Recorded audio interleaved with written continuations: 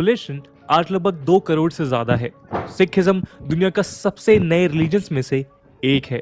1469 से 1708 के बीच सिखिज्म के 10 गुरुज ने सिंपल मैसेज प्रीच करना शुरू किया। ये मैसेज था ट्रूथ, गॉड के प्रति डिवोशन और यूनिवर्सल इक्वलिटी का।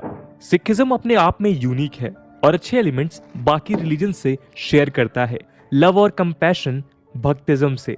इसके साथ कुछ unique ideas gurus and sacred books में हैं, जो इस रिलीजन को अद्भुत बनाता है। आज भारत में सिख का प्रपोर्शन 2% है, पर इंडियन आर्मी में ये नंबर बढ़कर 10% तक हो जाता है। सिखिज्म मेडिवल इंडिया में एक रिवॉल्यूशन से कम नहीं था, जब इंडियन सोसाइटी में रिलीजन और जेंडर के बेसिस पे डिस्क्रिमिनेशन बहुत कॉमन था, जब कास्ट सिस्टम और अनटचेबिलिटी जैसी सामाजिक बुराइयां हर तरफ फैली हुई थीं, जब सिखिज्म हमारी सोसाइटी के लिए अंधेरे में चिराग की तरह आया। सिख का अपना एक ग्रंथ है, गुरु ग्रंथ साहिब, जो सिख गुरुज ने मिलकर लिखा और कंपाइल किया। ये समझना बेहद जरूरी है कि गुरुज को सिखिज्म में श्रद्धा पूरी दी जाती है, पर उन्हें पूजा नहीं जाता। पूजा सिर्फ भगवान को जाता है। सिखिज्म में मेल्स का सरनेम सिंह यानी शेर और फीमेल्स का सरनेम कौर यानी प्रिंसेस रखा जाता है। लेकिन एक एजिलिटेरियन प्रिंसिपल्स पे होने के बावजूद पिछले कुछ सालों से हमने सिखिज्म में भी कास्ट सिस्टम और इनइक्वालिटी देखने को मिल रही है। ये बहुत आश्चर्य की बात है और इसे समझना जरूरी है। इस वीडियो में हम सिखिज्म के इतिहास और ग्लोरी को डिटेल में देखते हुए इस बात पर भी चर्चा करेंगे कि कैसे हर धर्म की तरह सिखिज्म के विदिन भी कुछ कॉन्ट्रडिक्शन ने जन्म लिया। वो कॉन्ट्रडिक्शंस जिनके चलते सिखिज्म के कई फॉलोअर्स आज अपने गुरुओं की सीख के अगेंस्ट जाते दिख रहे हैं। हम देखेंगे कि कैसे इक्वलिटी का परचम लेकर जन्मे इस महान धर्म के भीतर भी कास्ट सिस्टम जैसी व्यवस्था ने खुद को स्थापित कर लिया है। हम उन ब्रिटिश कॉलोनियल पॉलिसीज की भी बात करेंगे जो इस पूरे प्रॉब्लम के लिए रिस्पॉन्सिबल है। चलिए सबसे पहले हम शुरुआत करते हैं सिखिज्म की हिस्ट्री से। नमस्कार दोस्तों, मेरा नाम है आदर्श और स्वागत है आपका स्टडी IQ में। This can be your next meal. Get up to 60% off and free delivery on Zomato.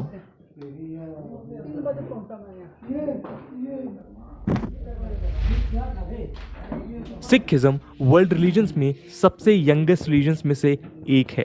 इसकी शुरुआत होती है 1469 से। 1469 में इसके फाउंडर गुरु नानक देव जी का जन्म तलवंडी, आज के ननकान साहिब, पाकिस्तान में हुआ था। उन्होंने हर प्रकार के डिस्क्रिमिनेशन के प्रति आवाज उठाई। उनके अनुसार डिविनिटी का एक्सपीरियंस हर इंडिविजुअल अपने अंदर कर सकता है, बिना किसी भेदभाव के, जो कास्ट, क्रीड, जेंडर या नेशनैलिटी के बेसिस पर आधारित हो। जब डिवाइन की अवेयरनेस होती है तो हर इंडिविजुअल प्यार, सत्य, पेशेंस और शांति से भर जाता है। 30 साल की उम्र में उन्होंने एनलाइटमेंट प्राप्त की और उसके बाद 15 साल तक ट्रैवल करके पूरे इंडियन सबकॉन्टिनेंट में उन्होंने अपने ब्रदरहुड के मैसेज का प्रचार किया। सिख का मानना है कि गुरु नानक देव जी की सोल एक गुरु से दूसरे गुरु ट्रैवल करते हुए ऐसी प्रेरणा देती है जो सोसाइटी में चल रहे अत्याचार के अगेंस्ट आवाज उठाने में बहुत बड़ा योगदान बनी। शुरू से ही निर्गुण भक्ति में सिख विश्वास रखते थे। इसके बाद सिखिज्म धीरे धीरे बढ़ने लगा। 5th गुरु अर्जन देव जी ने हरमंदिर साहिब अमृतसर में यानी कि गोल्डन टेम्पल की कंस्ट्रक्शन कंप्लीट की। गोल्डन टेम्पल सिख के लिए सबसे सेक्रेड प्लेसेस में से एक है। इसकी कंस्ट्रक्शन इस तरह से की गई है कि 4 तरफ से अंदर जाने के लिए 4 दरवाजे हैं। इसका अर्थ ये है कि इसके दरवाजे हर इंसान के लिए खुले हैं, चाहे वो किसी भी धर्म, कास्ट या बोली से हो।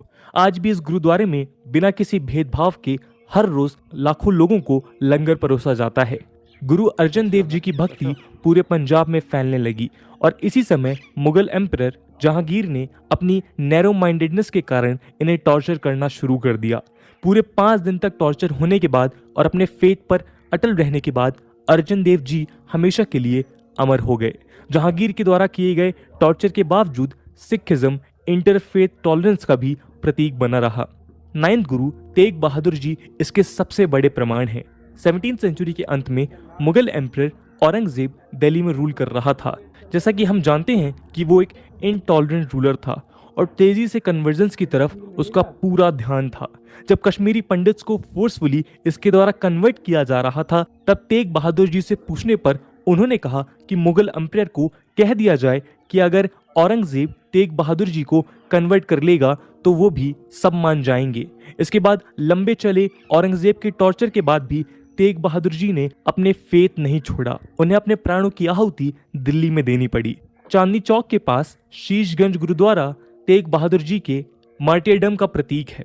इसके बाद 10th गुरु गोविंद सिंह जी, जो कि गुरु तेग बहादुर जी के बेटे थे, उन्होंने 1699 में खालसा पंथ की स्थापना की। खालसा एक ऐसी कम्युनिटी का प्रतीक बना जो मेन और विमेन के बीच इक्वलिटी स्टैब्लिश करता है और शांति का मैसेज भी स्प्रेड करता है। इसी के साथ खालसा ये भी सिखाता है कि अगर इनजस्टिस और ट्राइनरी से लड़ने के लिए आर्म्स उठाने की जरूरत पड़े तो वो भी जरूरी है। इसलिए खालसा आर्मी का भी क्रिएशन हुआ। गुरु गोविंद सिंह जी ने गुरु ग्रंथ साहिब को कंपाइल किया और गुरुशिप को गुरु ग्रंथ साहिब के पास करके गुरुशिप को फिजिकल रूप से एंड कर दिया। गुरु गोविंद सिंह जी का सबसे बड़ा कंट्रीब्यूशन ये रहा कि उनके बाद से सिख रिलीजन ऑर्गेनाइज रूप से ग्रो करने लगा। अब हम सिखिज्म के कुछ इंपॉर्टेंट बिलीफ सिस्टम्स के बारे में डिस्कस करते हैं। सिख बिलीफ्स के अनुसार गॉड ऑमनीपोटेंट यानी सर्वशक्तिमान, ऑमनी प्रेजेंट यानी सर्वभूत और ऑमनीशिएंट यानी सर्वज्ञ है। सिख निर्गुणा भक्ति में विश्वास रखते हैं और मूर्ति पूजा के सख्त खिलाफ हैं। गॉड क्रिएटर भी हैं और डिस्ट्रॉयर भी। गॉड मर्सीफुल भी हैं और कंपैशनेट भी। गॉड डर और शत्रुता से परे हैं। God master of all treasures हैं।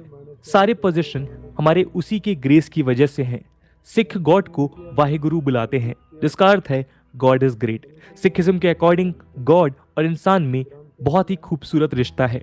सिखिज्म ना तो एसेटिसिज्म यानी वैराग्य में बिलीव रखता है और ना ही अविवाहित जीवन में, और ना ही ये कहता है कि सत्य की सर्च में आपको गुफा या पहाड़ जाने की जरूरत है।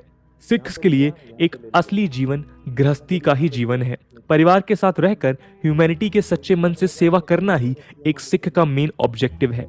सिखिज्म कास्ट सिस्टम के बिल्कुल अगेंस्ट है और हमेशा से इक्वलिटी पे उनका स्पेशल ध्यान रहा है। यहाँ तक कि गुरु ग्रंथ साहिब में भी जो हिम्स कंपोज किए गए हैं वो विभिन्न रीजन के भक्ति सेंट्स को बिलोंग करते हैं।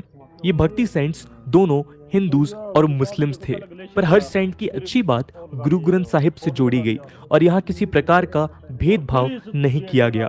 इसमें सिख गुरुओं के साथ फारिद, नामदेव, सूरदास, रविदास, कबीर इत्यादि जैसे कंट्रीब्यूटर्स शामिल हैं। इसके अलावा सिख टेंपल यानी गुरुद्वारे में सभी लोग इक्वली इनवाइटेड हैं। पहला गुरुद्वारा गुरु नानक देव जी के करतारपुर में बनाया गया था, जो आज पाकिस्तान में स्थित है। गुरुद्वारे में आमतौर पे 2 कमरे होते हैं। मेन हॉल में गुरु ग्रंथ साहिब रखा जाता है और दूसरे में लंगर किया जाता है। लंगर सब एक साथ नीचे बैठकर करते हैं और ये एक इक्वलिटी का प्रतीक माना जाता है। ये कास्ट सिस्टम या अनटचेबिलिटी की तरह प्योरिटी इम्प्योरिटी की भावना को खत्म करने की एक जोरदार कोशिश है। कास्ट रिडन सोसाइटी को चेंज करने के लिए 10th गुरु गुरु गोविंद सिंह जी ने अपने फॉलोअर्स को अर्ज किया कि वो कास्ट सिंबल्स को अपने नाम के अंत से निकाल दें और एक कॉमन सरनेम सिंह मेन के लिए और कौर्स विमेन के लिए उपयोग करें। चलिए अब हम सिख आइडेंटिटी और इवोल्यूशन को थोड़ा डिटेल में समझते हैं। 18th सेंचुरी की शुरुआत में इंडियन सबकॉन्टिनेंट में रिलीजन को लेकर कोई रिजिड आइडेंटिटीज नहीं थी। हिंदूज और सिख अमॉर्फस थे, यानी उस समय तक ऐसा नहीं था कि दोनों रिलीजन्स की प्रथा म्यूचुअली एक्सक्लूसिव ही हो। रादर दोनों में अभी भी काफ़ी आदान प्रदान होता रहता था। बट फिर शुरू होता है कॉलोनियल रूल और क्रिश्चियन मिशनरीज द्वारा कन्वर्जन्स का दौर। दूसरी ओर जब आर्य समाज भी हिंदुज्म को रिफॉर्म करने लगता है, तब सिख अपनी सेपरेट आइडेंटिटी बनाने लगते हैं।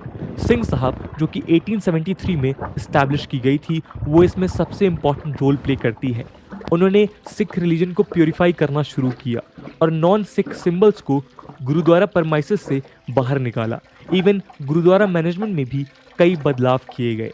इसी से प्रेरित होकर सिख गुरुद्वारा एक्ट को 1925 में ब्रिटिश एसेंट मिला और गुरुद्वारास का कंट्रोल करप्ट महंत से शिरोमणि गुरुद्वारा प्रबंधक कमेटी SGPC के पास चला गया और SGPC धीरे धीरे 1950s तक सिख रिलीजियस मैटर्स पर अल्टीमेट अथॉरिटी बन गई। आज के दिन जो हमें पंजाब में डिवीजन और पॉलिटिक्स देखने को मिलती है वो रिलीजन के ओरिजिनल बिलीफ्स को कॉन्ट्रडिक्ट करती दिखाई पड़ती है। ऐसा कहा जाता है कि 2008 में SGPC ने पावर पॉलिटिक्स के लिए सिख कम्युनिटी को पोलराइज करना शुरू कर दिया। उन्होंने सिख को गुरु नानक देव जी और गुरु गोबिंद सिंह जी की लेगेसी में एक चूज करने को कहा। दोनों गुरुओं के बीच कॉन्ट्रडिक्शंस दिखाने शुरू किए गए, जबकि ऐसे कोई कॉन्ट्रडिक्शन थे ही नहीं। 2009 में पंजाब और हरियाणा हाई कोर्ट ने SGPC के फेवर में रूल करते हुए सिख को डिफाइन किया और कोर्ट में कहा कि सिर्फ वही सिख की तरह कैटेगराइज किए जाएंगे जो सिखिज्म के 5 आर्टिकल्स ऑफ फेथ को मानते हैं, यानी जिसने अपने हेयर कट कराए हैं वो सिख नहीं है। ये सारी डेवलपमेंट्स वोटिंग राइट्स को लेकर हुई एंड SGPC अपना दबदबा आने वाले समय तक बनाए रखना चाहती थी। 2011 सेंसस के अकॉर्डिंग पंजाब की पॉपुलेशन लगभग 2.4 करोड़ है, जिसमें से सिख अराउंड 60% हैं। SGPC के कैटेगराइजेशन की वजह से इन 60% में से केवल 1/3 केशधारी सिख वोटिंग के लिए एलिजिबल हैं। सिख कम्युनिटी जो अपनी इगैलिटेरियनिज्म और ह्यूमैनिटी की सर्विस के लिए जाने जाती है, उनके लिए सबसे बड़ी आयरनी यही है कि आइडेंटिटी बैटल्स की फाइट्स सेक्युलर कोर्ट्स में जीतने के बाद भी रियल सेंस में हार दिखती है। उनकी जीत एक्सक्लूजन में नहीं बल्कि इंक्लूजन में है। रिसेंटली सितंबर 2021 में एक ऐसी घटना हुई जो सिख फेथ के अगेंस्ट जाती है। जैसा हमने पहले डिस्कस किया कि सिखिज्म में मूर्ति पूजा बिल्कुल मना है, लेकिन इंग्लैंड के वोल्वरहैम्पटन में सारागढ़ी स्टैचू अनवील किया गया, जहां अकाल तख्त के जाटेदार भी मौजूद थे। मेमोरियल बैटल ऑफ सारागढ़ी में शहीद मार्टियर्ड सोल्जर्स को मान देने के लिए है, जिसमें 21 सिख सोल्जर्स जो 36 रेजिमेंट को बिलोंग करते थे, उन्होंने हजारों अफगान ट्राइब्समैन को नाकों तले चने चबवा दिए थे। क्रिटिक्स का कहना है कि ये सिख फेथ के अगेंस्ट हैं एंड जो 1 करोड़ रुपए स्टैचू के बनवाने में लगाए गए हैं वो लंगर की सेवा के लिए प्रयोग किए जा सकते थे। एक सबसे बड़ी विडंबना जो हमें डिटेल में समझनी जरूरी है वो है सिखिज्म के विद इन कास्ट सिस्टम की। आदि ग्रंथ कास्ट सिस्टम की कड़ी शब्दों में निंदा करता है और गुरुद्वारे में स्पेशली कास्ट सिस्टम को ऑब्जर्व करने के सख्त खिलाफ है। लंगर इसका सबसे बड़ा एग्जाम्पल है, जहां सब लोग एक साथ बैठकर नीचे खाना खाते हैं बिना किसी भेदभाव के। IIT दिल्ली में सोशियोलॉजी प्रोफेसर रविंदर कौर ने अपने paper Jat Sikh a question of identity में इस टॉपिक पर विस्तार से चर्चा की है। उनका कहना है कि ऑक्यूपेशनल डिवीजन ऑफ लेबर के लिए हमेशा से कास्ट ने सिख कम्युनिटी में एक इम्पॉर्टेंट भूमिका निभाई है और आज भी निभाती आ रही है। बट ये सब शुरू कैसे हुआ और आज सिखिज्म में भी कास्ट सिस्टम क्यों देखने को मिल रहा है, इसको समझने के लिए हमें थोड़ा पीछे जाना पड़ेगा। ब्रिटिशर्स सिख प्रिंसेस के लिए ग्रेटफुल थे जब उन्होंने 1857 म्यूटनी के समय ब्रिटिशर्स की पूरी हेल्प की थी। इसके बाद ब्रिटिशर्स को रियलाइज हुआ कि सिख आर्मीज को अफगानिस्तान और इंडिया के बीच एक लॉयल बफर्स की तरह यूज किया जा सकता है। ब्रिटिशर्स ने बंगाली सोल्जर्स को सिख सोल्जर से रिप्लेस किया, पर एक शर्त रखी कि सिर्फ वही सोल्जर्स आर्मी को ज्वाइन कर सकते हैं जो सिखिज्म के इंपॉर्टेंट सिंबल्स यानी 5 Ks को फॉलो करते हैं। और यहीं से सिख्स के बीच में एक डिवीजन शुरू हो गया। ब्रिटिश की डिवाइड एंड रूल पॉलिसी के अंडर उन्होंने पंजाब में ट्रेडिशनल एग्रीकल्चरिस्ट, मार्शल रेसेस और ट्रेडिंग कास्ट्स के बेसिस पर डिस्क्रिमिनेशन करना शुरू किया, जो आज तक हमें सोसाइटी में दिखाई देता है। आज पंजाब में भारत की सबसे प्रोपोर्शनेट शेड्यूल कास्ट पॉपुलेशन है। 2011 सेंसस के हिसाब से पंजाब की पॉपुलेशन में 31% शेड्यूल कास्ट है, जबकि नेशनल एवरेज केवल 16% है। लैंडलेस दलित सिख जाट फार्मर्स पर डिपेंडेंट रहते हैं, जिनके पास बड़े बड़े लैंड्स हैं। 1960s के ग्रीन रिवॉल्यूशन से पंजाब जाट्स का फायदा हुआ और लैंडलेस दलित्स के साथ डिवीजन और भी ज्यादा बढ़ता चला गया। आज इतनी इनइक्वालिटी है कि कुछ रिपोर्ट्स के अकॉर्डिंग दलित सिख को जाट गुरुद्वाराज में भी डिस्क्रिमिनेट किया जाने लगा है। यही अनेक कारणों में से एक प्रमुख कारण बना जिसकी वजह से पंजाब में हमें अनेक डेराज देखने को मिलते हैं। डेराज ने दलित सिख को एक सेंस ऑफ कम्युनिटी दी और इगैलिटेरियनिज्म लाने की कोशिश भी की। डेराज ने इन्हें डिग्निटी, इक्वालिटी और बिलोंगिंगनेस दी जो मेन स्ट्रीम सिख रिलीजन के लोग दलित सिख को ना दे पाए। राधा स्वामीज, सच्चा सौदा, निरंकारीज, नामधारीज, हांडलीज, दिव्य ज्योति जागरण संस्था, भनियारावाला और रविदासियास कुछ आज भी प्रमुख डेरास पंजाब और आसपास के स्टेट्स में एग्जिस्ट करते हैं। देश सेवक Chandigarh based Punjabi language regional daily द्वारा 2009 की एक स्टडी के अनुसार पंजाब में करीब 9000 सिख और नॉन सिख डेराज हैं। इनमें से कई डेराज लिविंग गुरु में विश्वास रखते हैं और यहाँ तक कि उनकी अपनी होली बुक्स भी हैं। वर्शिप बाबा का रोल स्पिरिचुअल गाइडेंस से बढ़कर अब सब्सिडाइज राशन और मेडिकल केयर में भी फैल गया है।